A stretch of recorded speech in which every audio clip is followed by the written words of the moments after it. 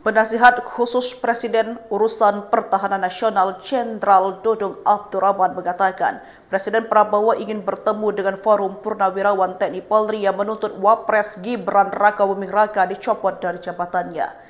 Dudung menyebutkan Prabowo tidak masalah dengan usulan tersebut. Presiden sangat bijak bahwa sesuaikan dengan jalur konstitusional saja, karena tidak bisa seorang presiden menjawab seperti itu, ujar Dudung di Istana Jakarta Senin 5 Mei 2025. Dudung menjelaskan pertemuan antara Prabowo dan pensiunan TNI yang ingin Gibran dicopot belum dijadwalkan. Namun dia memastikan Prabowo akan segera bertemu dengan mereka. Menyikapi tuntutan tersebut, penasihat khusus Presiden bidang politik dan keamanan yakni Wiranto menjelaskan sikap Presiden Prabowo Subianto. Menurut Wiranto, Prabowo menghormati aspirasi yang disampaikan oleh Forum Purnawirawan TNI Polri.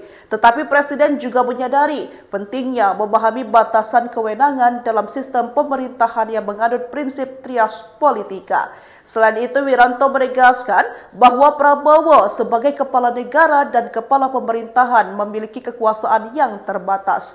Dalam negara yang menganut sistem trias politika, terdapat pemisahan yang jelas antara eksekutif, legislatif, dan yudikatif.